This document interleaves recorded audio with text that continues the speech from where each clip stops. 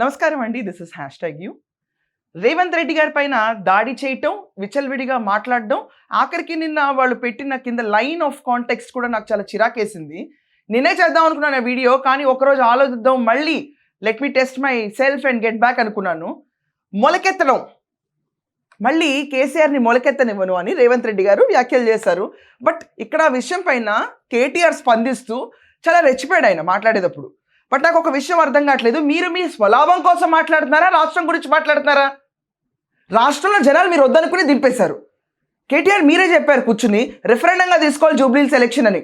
Cantonment బాయే, Jubilee Hills బాయే, panchayat ఎన్నికలు బాయే, ఎన్ని చోట్ల రిఫరెండం తీసుకోవాలి? ఇప్పుడు టెల్ మీ అనదర్ రిఫరెండం.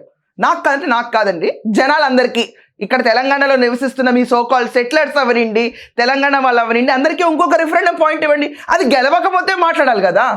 ఇప్పుడు దాకా గెలిచిన రిఫరెండం అన్నిటికీ మాట్లాడడానికి సత్తా లేదు. అయినా నిన్న కవిత గారు కూర్చుని మనం ఇక్కడ ఏం పెద్ద పీక్ పెట్టామని చెప్పి మన నేషనల్ పాలిటిక్స్ దాకా వెళ్ళాలని చెప్పి ఆవిడే మాట్లాడారు. పార్టీ మొత్తం డొల్లా, బీఆర్ఎస్ పార్టీలో ఏమీ లేదు, అసలు వాక్ స్వాతంత్రమే ఉండదు ఆ పార్టీలో అని చెప్పి డైరెక్ట్గా కల్వకుంట్ల కవిత గారే ఎండేస్తారు. దానికి సమాధానాలు ఉండవు, మొలకెత్తిస్తారు. మళ్ళీ ఏం మొలకెత్తిస్తారు? బయట వాళ్ళకైతే సమాధానం చెప్పడానికి టైం తీసుకుని ప్రెస్ మీట్ పెట్టాలి. సొంత చెల్లెలు రాజకీయంగా తలబడుతున్నా తనకు సమాధానం చెప్పలేని సత్తా లేదంటే ఈ పార్టీకి, ఇంకా ప్రజలకేం చెప్తుంది? ఇలాగే చూస్తారు. నిన్న ఆయన చేసిన వ్యాఖ్యలు ఒక్కసారి ప్లే చేస్తాను, ప్లే చేసిన తర్వాత let us go into the debate ప్రాపర్గా వెళ్దాం. ఇప్పుడు ఇలా నువ్వు అనుకుంటున్నావు రేవంత్ రెడ్డి ఆయన శపథాలు చేస్తాడు. రేవంత్ రెడ్డి మధ్యన కేసీఆర్ ను మళ్ళా మొలకెత్తనీయడంట. నేను ఆయన చెప్తున్నా రేవంత్ రెడ్డికి, నువ్వేంద్ర కేసీఆర్ మొలకెత్తనీయకపోయేది? నువ్వేంద్ర ఏంటి? He's a standing CM. నువ్వేంద్ర ఏంటి? గడిచిన 10 ఏళ్లలో ఇలా ఎవరన్నా కేసీఆర్ని అన్నారా? ఎక్కడన్నా అన్నారా? ఇంకా తెలంగాణ బాపు చేయాలని మీరందరూ డిసైడ్ అయ్యారు. ఎవరన్నా ఎప్పుడన్నా కేసీఆర్ని నువ్వేంద్ర అన్న మాట అన్నారా? అంటే బతకనిచ్చేవాళ్ళేనా? ఫర్ దట్ మ్యాటర్ కేటీఆర్ మిమ్మల్ని అన్నారా ఎవరన్నా నువ్వేంద్ర అని చెప్పి? ఎవరు అనలేదు సార్. ఇది అన్హర్డ్ యూజ్ ఆఫ్ లాంగ్వేజ్. ఇది ఇంకేమనంటే ఇది స్లాంగ్ అంటారు. స్లాంగ్లో కూడా మర్యాదలు ఉండవా? What language is this? నువ్వేందిరా ఈజీగా అనేస్తున్నారు. ఎందుకంటే మనకు ఒక అడ్వాంటేజ్ ఉంది. గడిచిన 10 ఏళ్లలో ఎవడన్నా వేలెత్తినా, చూపించినా, అడిగినా, ప్రశ్నించినా ఇలా తొక్కేశారు.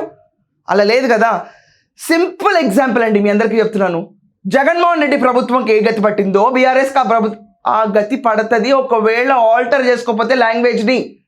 పాయింట్ టు పాయింట్ మాట్లాడలేకపోతే రిఫరెండంగా తీసుకోవడానికి స్థానాలు కూడా మిగలవు చివరికి.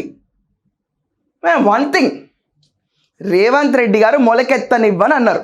అది ఆయన మాట, ప్రజల మాట. ఆయన గెలిపించినప్పుడు జనాలు ఏమనుకున్నారు? వద్దు బాపుకి రెస్ట్ ఇద్దామని అనుకున్నారు.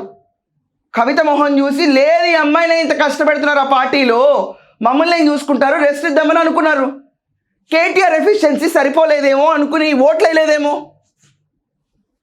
ఆలోచించాలి కదా సార్. ఇవన్నీ ఆలోచించకుండా ఈరోజు స్టేట్ సీఎం కూర్చుని రేవంత్ రెడ్డి గారు మొలకెత్తనివ్వనంటే ప్రజల ఆలోచన ఉంది కాబట్టి ప్రజలచే ఎన్నుకోబడ్డ రేవంత్ రెడ్డి గారు ఆ మాట అంటే నువ్వేందిరా అంటే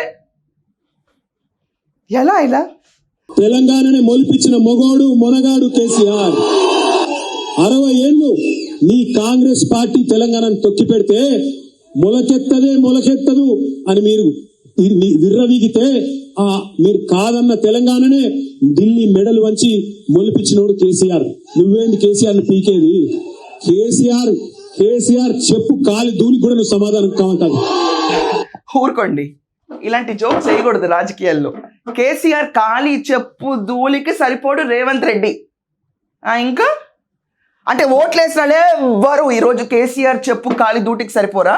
ప్రజాసేవకుల ప్రజలతో చెప్పులు నాకించుకోబడతారు అందరూ. ఏం మాట్లాడుతున్నారండి? ఇలాంటి మాటలంటే ఎవడైనా ఓట్లేస్తారా?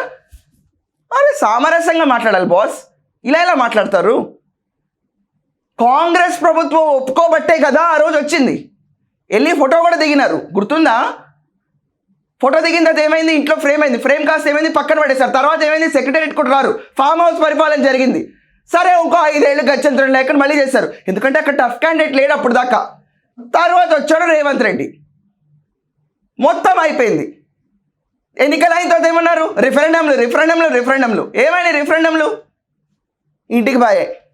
చెల్లి బయటకు వచ్చింది, కడిగేస్తా, తుడిపేస్తా, నేను మొత్తం బీఆర్ఎస్ని ఎండగట్టేస్తా అని చెప్పి మొన్న చేసిన స్పీచ్లో గొల్లుమని ఏడిచింది ఆడబిడ్డ. ఏమైంది? ఉన్న పరువు కాస్త బాయే. ఇక చెప్పులు ధూళులు మట్టిలో అని చెప్పి కూర్చుంటే ఎన్నికల్లో ఇయ్యే మిగులుతాయా సార్ మనకి?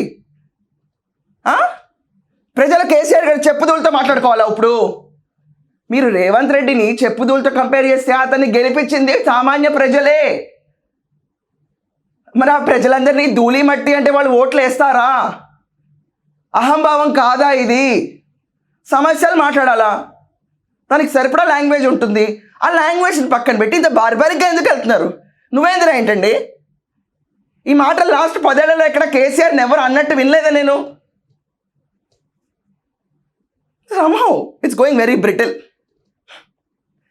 Anyways, I request కేటీఆర్ గారు, మీరు రిఫరెండమ్స్ పెట్టుకోండి, ఇంకా ప్రజల మీదకి సవాల్ వదలండి, మమ్మల్ని గెలిపిస్తేనే అని చెప్పి జనాలకి ఒక టార్గెట్ ఇవ్వండి, మమ్మల్ని ఇక్కడ గెలిపిస్తేనే ఫ్యూచర్ ఉంటుందని చెప్పి.